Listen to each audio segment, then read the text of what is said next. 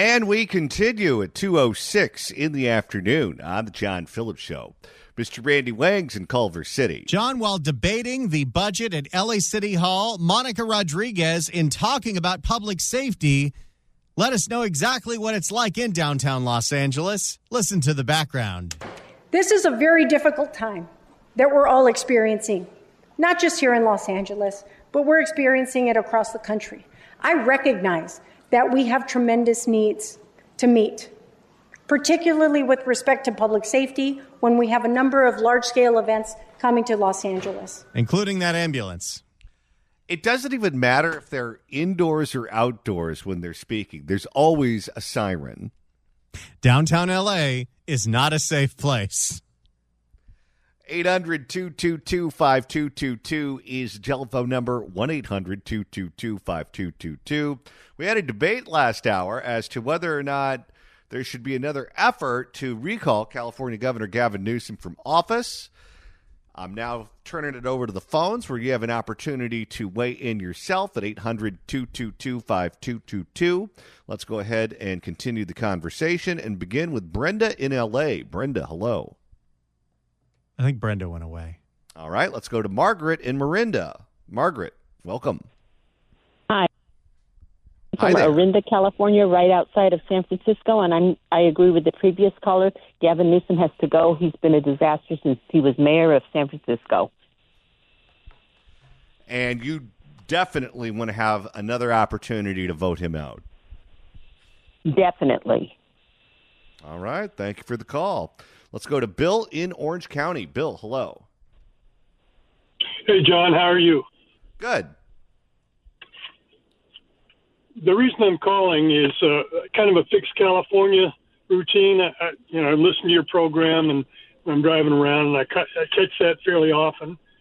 But the reason I'm calling today is I'm trying to do something more than just fix California. I'm an older guy, own my own business, lived in California for quite a while, and I wrote down a strategy for basically the 2026 midterms. I've sent this off. It's an email, 2-page spreadsheet of here's the strategy. And, of course, no response because I'm not in with the in crowd. So President Trump, his son, other people in Washington and other places, local congressmen and so forth, to no avail. In fact, I called your show last Thursday, supposedly got your email from your screener. I actually emailed you. So it's like, I can't wait any longer, so that's why I'm calling. And what I'm doing is throwing it, can I get some help? I'm firing a flare. And actually, I'm asking you for help. I'd like to send the strategy. It's 2 pages Excel. I think you'd find it interesting, but, and if you just read that and, it's good or no, it's not, that's what I'm trying to do, just so I can, take somebody up that's kind of connected. And if you think it's worthwhile, then, I'd be happy to meet with you and discuss the whole thing in detail, and I'd buy lunch. All right, well, so that's it. I'll have seconds. Thank you for the call, sir. What was that about? I don't know. He was emailing me something, and I didn't respond to it.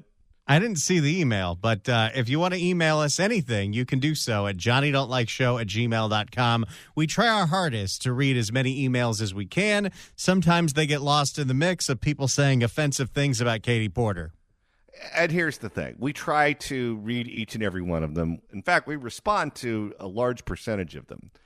But it just depends on what day you send it. There are days that we get hundreds and hundreds and hundreds of emails. And on those days, it becomes a little bit harder than on days when we get, 50 or 60.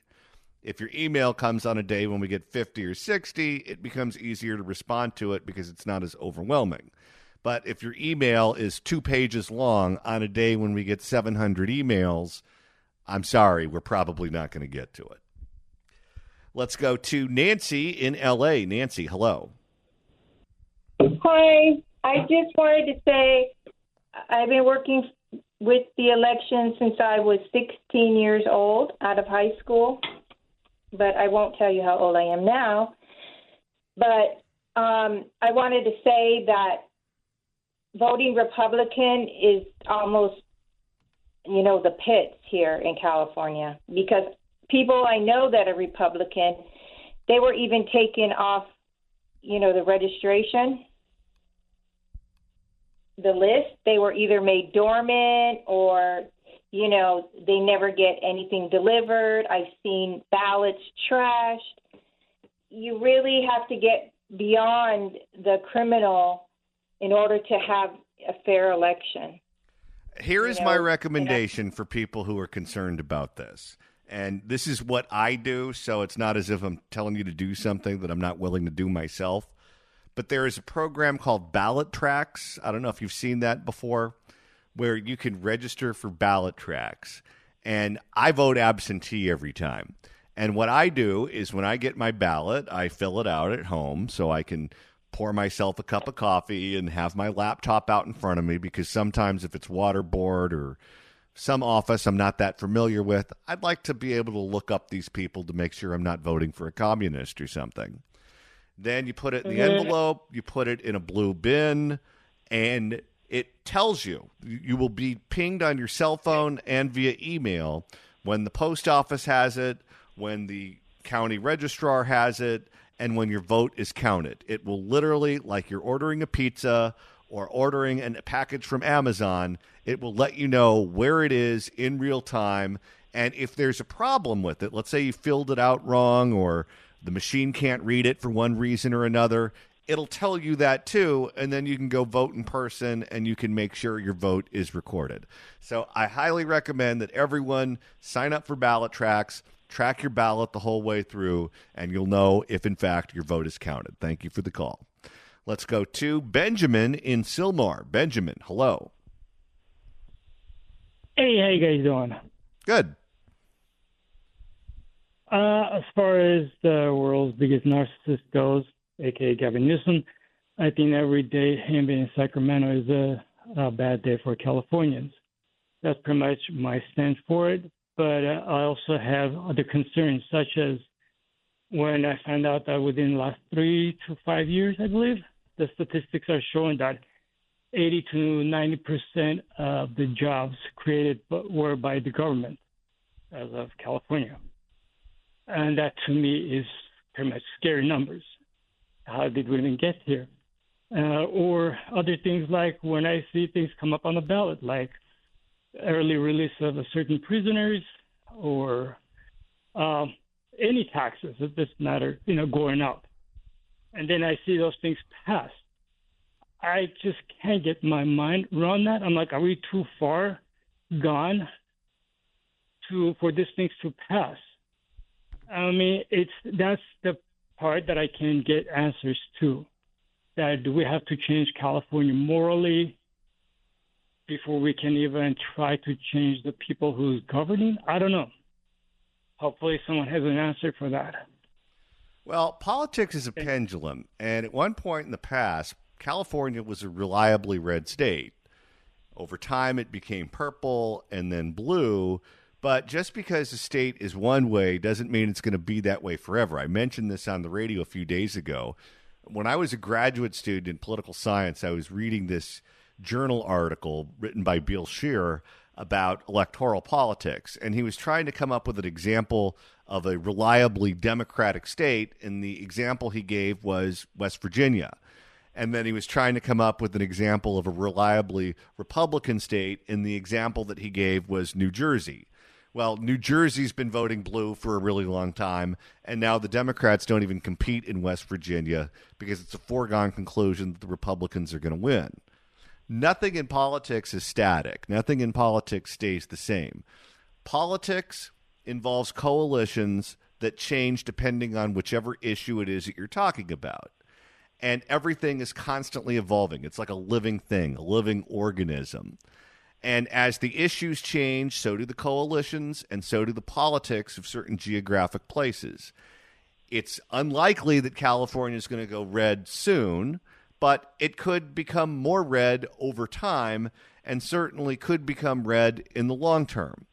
If the Democrats who are in charge of our state from top to bottom continue to screw things up, they will continue to create opportunities for those who are providing an alternate point of view. Thank you for the call. Let's go to Shiva in Beverly Hills. Shiva, hello. Yes, hello? Hi there. Okay, I was just curious if you heard me. It's nice to be on your show. I'm the chair of Assembly District 51 for the largest district in Los Angeles under the LA GOP. And what I wish Roxanne was still on the call, because I wanted to ask her a question. She says that, this is not the party's decision, yet I'm doing the recall effort, and they won't post my posters for it. So clearly it's a party issue, that they're not going to back that effort. All Hello? right. Yeah. Okay. I don't know. And I wanted to say, too, speaking of movies, I think American Psycho is the best depiction of Gavin Newsom. He does look like Patrick Bateman, I'll give you that. Yes. I mean, like the whole thing, Christian Bale, slick back hair, doing those little dance moves. I mean, the guy is such a psycho. And one other comment I have is, I know that you're saying, the fact that Donald Trump won with all these bullets being, attacked and the bullets and all of that. But the difference is one is a liar and one is telling the truth. One has kept his word. So it's a very big difference between someone who's been bought off by PG&E that tells people to lock up their businesses, keep his business open, doesn't wear a face mask at the French Laundry with medical lobbyists right next to them, not social distancing, but putting masks on our children and forcing this weird social distancing, which actually makes no sense because there's nothing social about distancing. So the whole thing is I think that the more attack that we do to expose how much of a liar this guy is the best defense. I mean, we need to attack, and same thing with Kamala Harris. We should be doing this now. The fact that she protected pedophile priests, she obstructed justice by concealing evidence, which is a felony. The fact that she went after parents whose kids weren't in school 10% of the time, even though this one mom literally had her child in the hospital for sickle cell anemia. And I mean, she has so many things. Her father wrote these books, redistribution of wealth, so he's a total Marxist communist. All of these things need to just get out there. All right. Well, thank you for the call. Let's go to Jeff in Orange County. Jeff, hello. Yeah, hi. I think that we should. I think that we should do the recall because I think that Newsom is vulnerable right now. In the event that the gas prices go up to $8 or $10 a gallon, if a couple more refineries close, which he is worried about, that could be enough to cause people to, finally throw him out.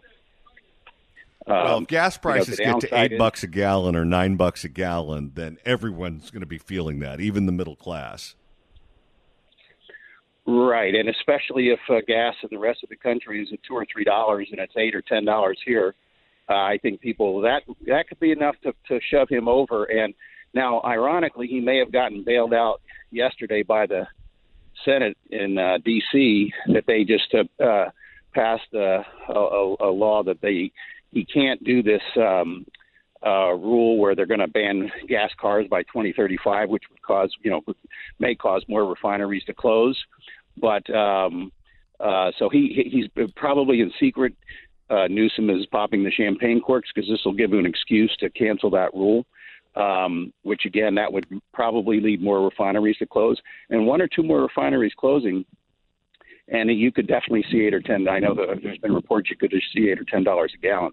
And that could just be enough. I mean, it wasn't the homeless and all the other problems that California has, but if we're at $10 a gallon in gas, I think he's in big trouble. And you never know if the recall came out when that was happening. It could be enough to throw him out. Well, the electric crisis was enough to throw Gray Davis out. If gas is $10 a gallon, we've never seen that before in California.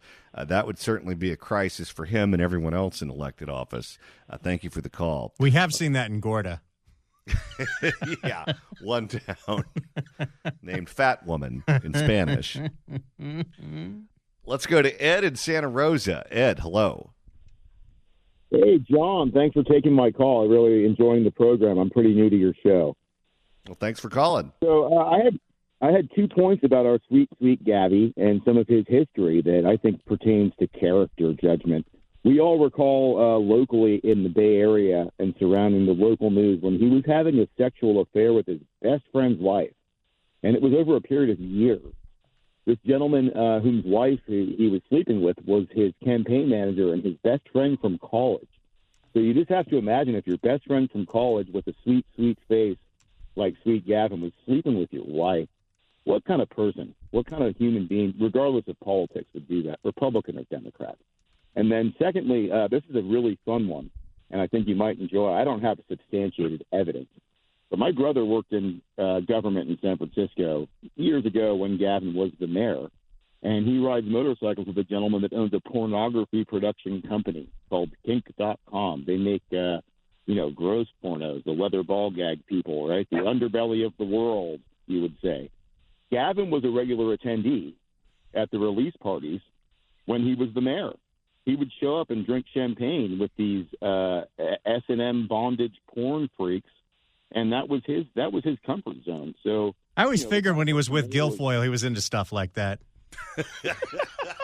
Yeah, I mean, I heard firsthand from my brother, who heard firsthand from the owner of the company that he had a regular invitation. He was a VIP, and he didn't like the photo ops, but he very much enjoyed spending time with these ball gag ladies that have the whips and put their high heels on people. It seems like he looks like a creepy vampire, so you would expect that would be exactly what he was doing. Now, you know what's going on right now, sir. Since you said that, and as a local elected official, he was invited to each and every one of those parties. Everyone listening to this program right now in San Francisco is trying to find out what they have to do to qualify for the ballot. In San Francisco, certainly. I mean, that's where Kamala and Willie were having their dirty deeds. That's how you get to politics in San Francisco. You get a ball gag and a whip, and I don't think it's just in San Francisco. I think it's in every incorporated city in the state, including unincorporated county parts where people are trying to run for supervisor now. Thank you for the call.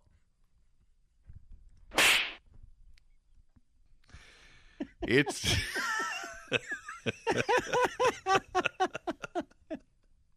people are going to go back and listen to the podcast. Okay, what do I have to do to get an invite? Is it just for the mayor, or if you're on council, do you get an invite too? How about the library commission? I can get appointed to that. I don't even have to run. What about neighborhood council? Does that count? If you'd like to email the show, you can do so at johnnydon'tlikeshow@gmail.com. That's johnnydon'tlikeshow@gmail.com.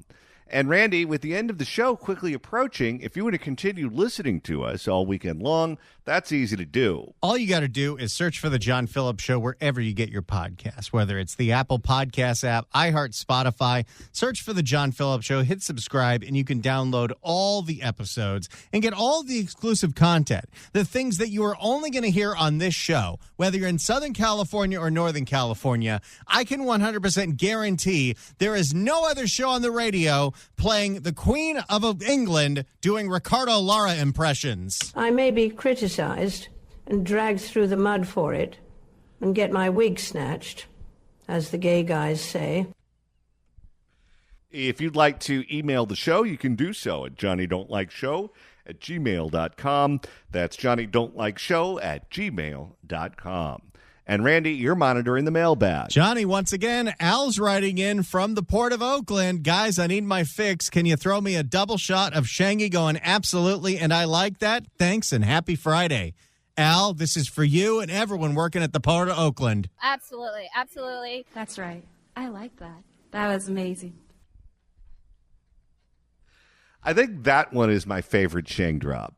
It is, and it's a classic. But if you remember, in 2023, when we were doing the drop of the year, it was down to... That's right. I like that. That was amazing. Versus... The bureaucracy is real. And if I'm not mistaken, bureaucracy got more votes. I think you're right. 800-222-5222 is the telephone number. 1-800-222-5222. Oh, look, it's Michael Netter on the line. Mike Netter, of course, very influential in the first recall of Gavin Newsom that we voted on during the whole COVID-19 crisis, a familiar voice here in the state of California on all issues regarding California politics. Mike, welcome.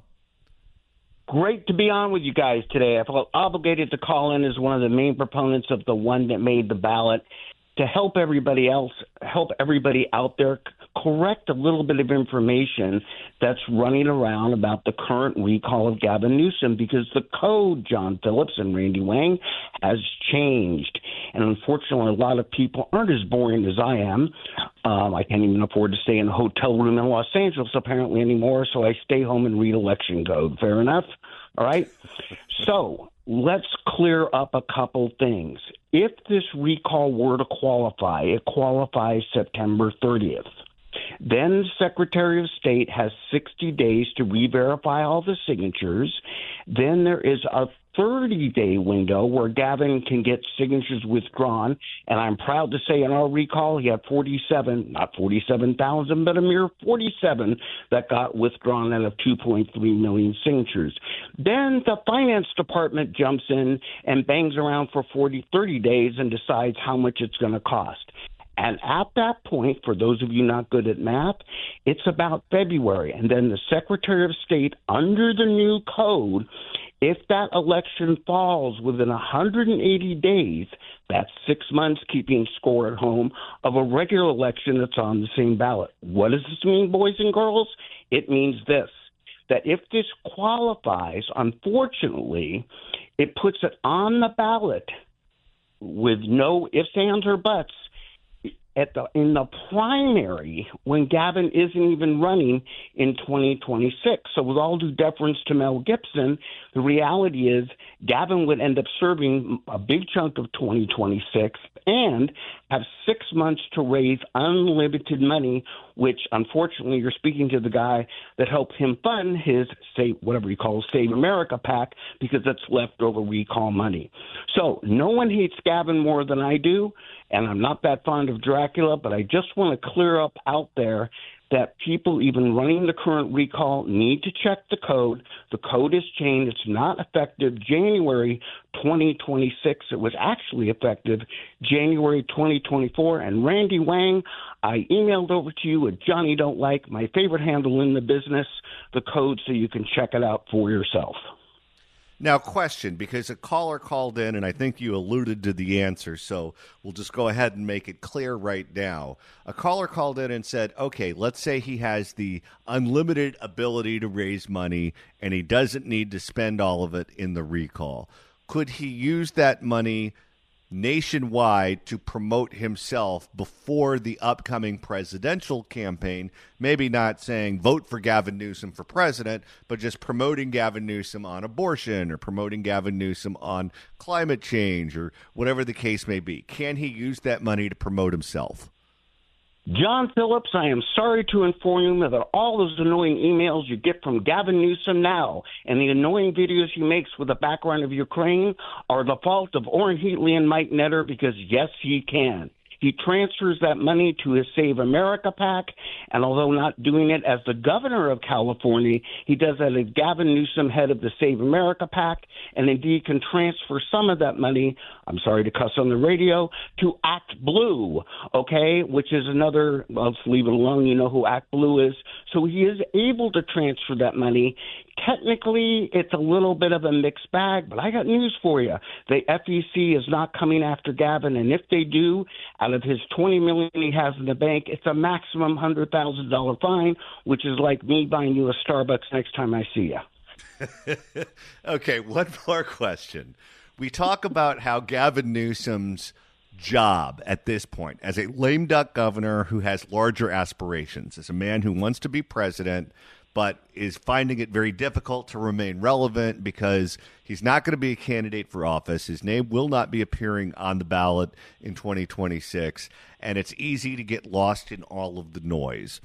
After the recall qualified for the ballot, how often would you guys get hit up by people in the press wanting to write about it, wanting to talk about it on the radio, wanting to talk about it on television, wanting to do something on social media or the internet? In terms of the attention that it generated, how big of a monster was it?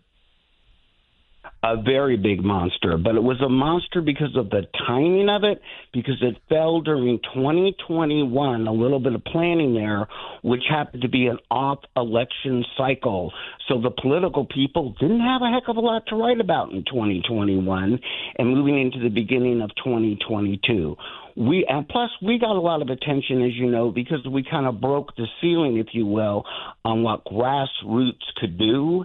And look, I've said this before. It's the biggest initiative in American history. You can look it up, second only in the world to Brexit. And it was actually the biggest volunteer effort, with all due deference to my friends at Prop 36, in California's history. It was lightning in a bottle with the timing is right. What I do not want to do is bring more attention to Gavin Newsom so he can keep his persona up around the country in a year when he's not actually on the ballot. Fair enough? Mike Netter, thank you so much for stopping by and clearing everything up. If people want to follow you on X, how can they do that? They can follow me at Netter Mike. Go to LinkedIn because I have about 22 jobs, and go to Rebuild California on Facebook. We still have a group per county with about 180,000 members, and I look forward to seeing you guys soon and maybe being in studio. All right. Well, have a great holiday weekend. You too. Bye-bye. Let's go to Eric in Sonoma. Eric, hello. Hey, John, thank you for taking my call. I'm a bit disappointed by some of the callers and their answers to this question. I would have expected at least one person to suggest ballot harvesting in the state of California, much like they did in Pennsylvania with Scott Pressler getting record numbers of Republican voters registered to vote in the state. I think that going after Newsom, Democrats are very dodgy.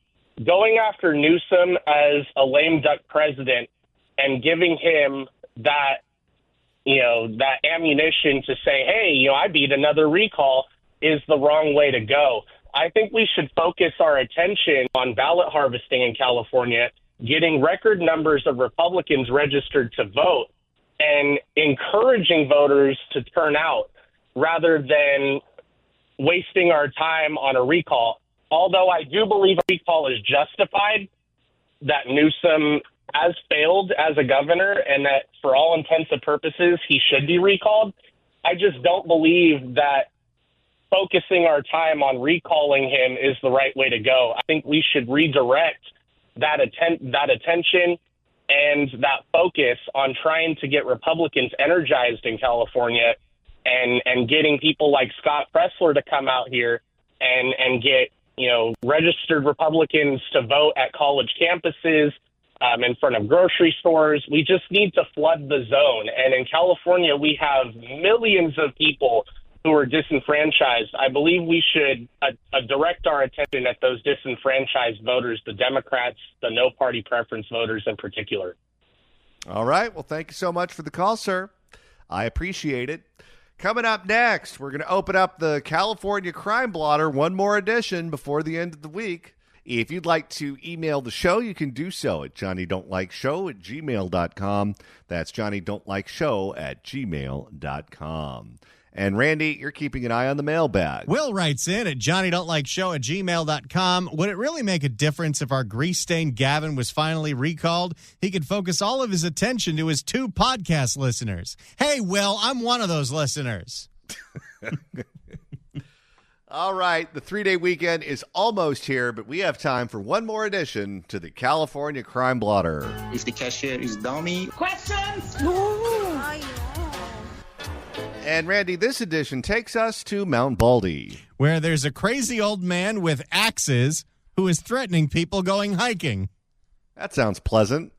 For more, here's KCAL. And a bizarre crime in our local mountains. Deputies say a dangerous man armed with knives and sledgehammers went after... Excuse me, knives and sledgehammers, not axes. went after hikers in the San Gabriel Mountains. And tonight, the 16th... That'll get your heart rate up. Yeah. There's exercise going uphill and exercise running away from a crazy person with weapons. And tonight, the 66-year-old is behind bars, and police are looking for more potential victims. Wait, this guy's in his 60s? His brain must be broken. KCAL reporter Nicole Comstock is live tonight in San Dimas with details of the vicious attacks that have terrorized that hiking community. Nicole? Pat, people who live near these trails tell us they weren't surprised to hear about this at all. They tell us this guy was often agitated, and they've had their own disturbing and aggressive encounters with him. They say they think he was living in an abandoned property, squatting there in the mountains. Oh, no. He's a hill people. What was the character on... Was it Looney Tunes where there was a guy who lived in the hills and every time they would come by, it wasn't Yosemite Sam. It was a different character. It's not ringing a bell. There would be violence anytime you disturbed the man. It's a nature lover's paradise on the trails in Mount Baldy, but investigators say an extremely dangerous and violent man who lived in a hidden shack in the forest had been threatening to harm hikers here. Typically, if you're living in the woods, you want to keep a low profile. Not this guy. You know, keep this in mind the next time someone tells you a little exercise never killed anyone. He would throw bottles, broken glass. He would actually jump bodily into oncoming traffic. Whoa. Okay, so this is the mountain version of a homeless man. Yes. And I'm surprised he never got hit. Throwing glass and garbage at hikers and people actually running from him. Several mountain neighbors we talked with say they've also had disturbing encounters with the suspect, 66-year-old Patrick Michael Flynn. Oh, you know he's bad if he gets 3 names. Anytime they have 3 names, there's going to be a problem. It's just like if you call a call center and a woman has 4 names. Any female with 4 or more names, hang up the phone and call back and get someone in the Philippines. 66-year-old Patrick Michael Flynn. At times tense, I tried to keep a friendly demeanor with him because I live here and I wanted to make sure that my family and I were not going to be targeted. How'd that work out? You just should have shot him with bear spray. The LA County Sheriff's Department arrested Flynn for allegedly threatening several hikers with a sledgehammer and tree branches. Okay, now this does sound like Looney Tunes. He's cosplaying as one of those angry trees from the Lord of the Rings. With a sledgehammer and tree branches. They say he both yelled at them to get off of his property and then blocked the hikers' way so they couldn't get away from him. I'm telling you, the answer to your problem is bear spray. Get off my property, but I'm going to block you from getting off my property. Also, my property is the whole mountain here. That's when you hear, shh. You know what we've got going on here? This is a real throwback. This guy's a prospector. It sounds like it. He's doing some claim jumping. One neighbor shared this photo of Flynn holding a rake. He is a 49er. He says Flynn threatened his friends with it, harassing them the entire night while they were camping. I saw it right before, we came here, and we were just driving up here that's scary. Yeah, you're still excited to come, though. Yeah, we did. We were brave enough. But they're telling ghost stories by the campfire while roasting marshmallows of the crazy rake man. I love the fact that the bears aren't the most frightening thing on that mountain. But sisters Alyssa and Angelina Ramos say stories like this are the reason they never hike alone, and they're glad to hear Flynn is behind bars. Another neighbor tells... Well, it's LA County. He won't be gone there for long. Can you imagine what that holding cell must look like? We have these hardened gang members, you have the businessman with the DUI, and you have someone from 1842.